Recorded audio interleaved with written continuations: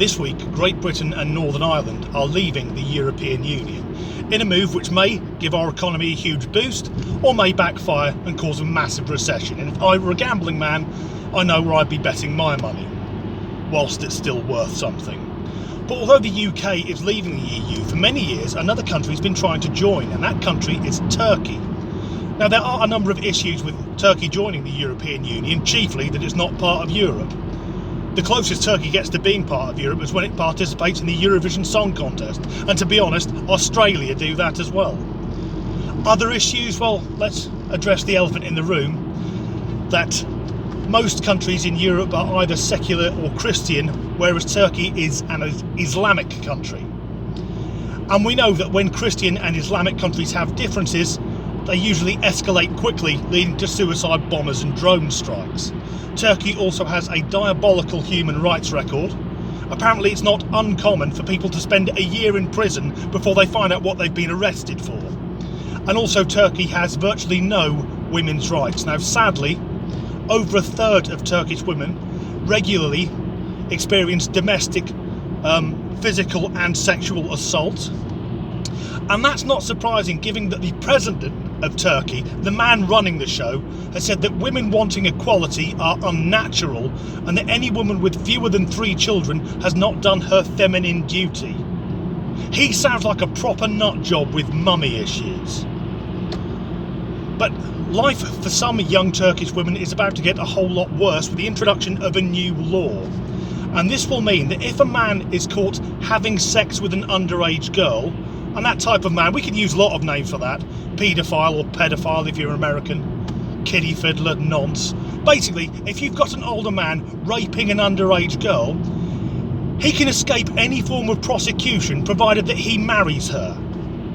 Now, this does surprise me, given that Turkey is from the Middle East, and their judicial systems are normally slightly overzealous with wanting to arrest people so they can chop bits off them or execute them.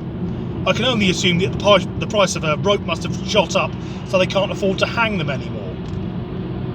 This does mean, though, that in a few years' time it's going to be really awkward meeting Turkish couples. Say you're at a dinner party, and you go, "How did you two meet?" "Oh, you molested her when she was a child." "Stay there, old chap, I just need to go get my gun."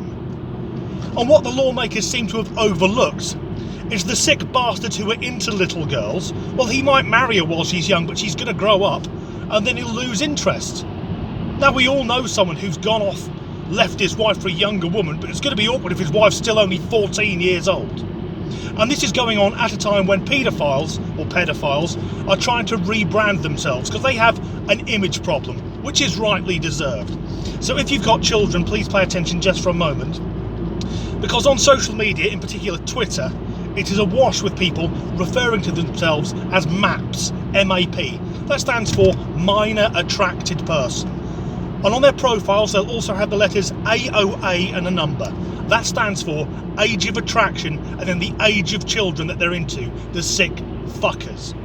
These people also use clown and circus tent emojis, so if you've got kids, keep an eye out for anything like that. But now these people, they're all going to emigrate to Turkey, because there, if you molest a young girl, they move her in with you.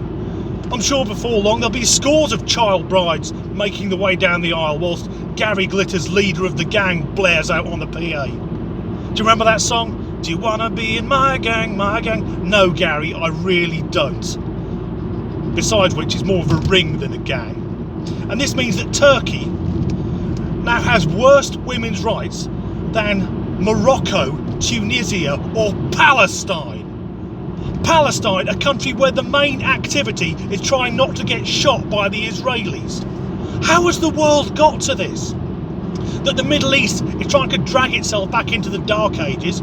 Britain is about to become a small isolationist nation off the coast of Europe. And with Britain gone from the EU, it means effectively Europe is going to be governed by Germany with collaboration from the French. Any of that sound familiar? There's got to be something we can do. I'm trying to think, was there a time when people were more decent, more human, more pleasant? So, now that we're leaving the EU, people of the UK, I think we need to break out our Lee Enfield rifles and take the empire back. Not America though, we don't want that bit.